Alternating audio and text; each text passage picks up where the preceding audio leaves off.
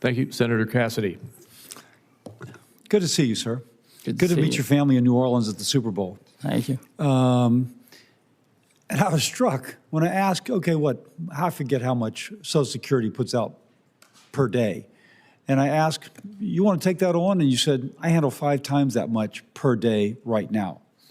And I just say I was struck immediately how oh yeah, this is what I do, and I do it in a way which improves service. And then you pointed where we were eating. This is one of my machines. By the way, it took my money very quickly for the pizza I bought. So just to thank you for offering that and bringing your kind of incredible skill set to this issue. Thank you, sir. Part of it we talked about was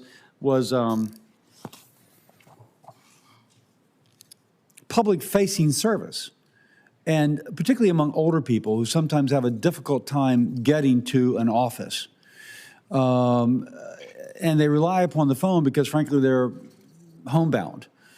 How will you manage that? How will you continue to provide services to those folks who are homebound, making sure that they can still access, make changes as necessary, even if they have a difficult time coming in physically? Yeah. Today, Social Security, according to public information, gets 80 million phone calls a year. In the organization I currently run, we do 400 million phone calls a year.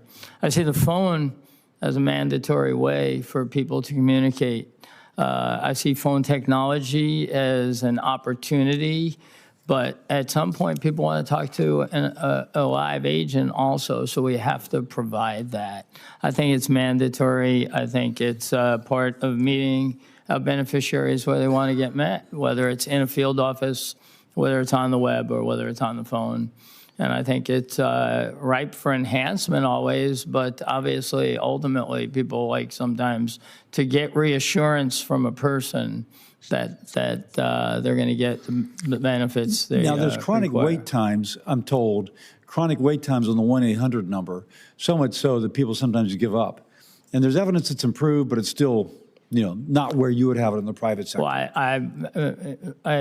my belief is that if you look at the Social Security website and you look at the statistics, taking 20+ minutes to answer the phone is not really acceptable, and that's the reason why only 46% of the phone calls get answered, because people get discouraged and hang up.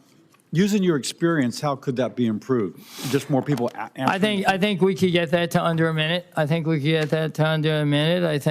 can also help the people within the organization answer questions better by bringing artificial intelligence to them to prompt them with the information they need. It enhances their jobs. As I said before, Social Security ranks at the low end of employee sat in our government system today.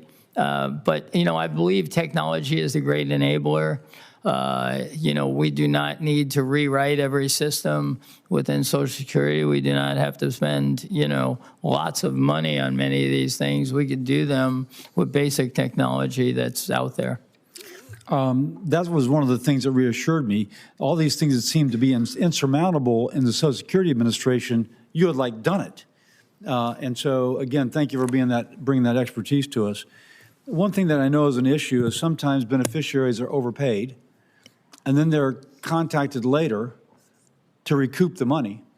Now, it's one thing for somebody who's well off to pay back, and it's another thing for someone who basically lives on cash flow, and then you're asked to repay that which is, been spent.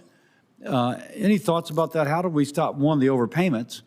And then once it's detected, how are we fair to the people who have been overpaid, taking into account their ability to repay?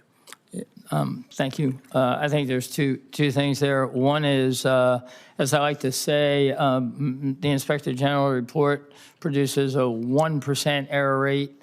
I think that's way too high. I think it should be decimal points to the right, probably 5 decimal points. That will eliminate a lot of the overpayments.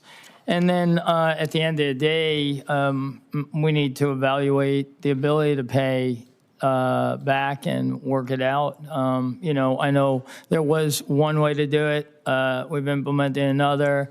I'm going to make sure that we recover all the money we should recover, but on the other hand, we have to be humans in the process too. I have a couple questions I'll do for the record. Thank you very much for bringing your private expertise to benefit the public. Thank you. Thank you.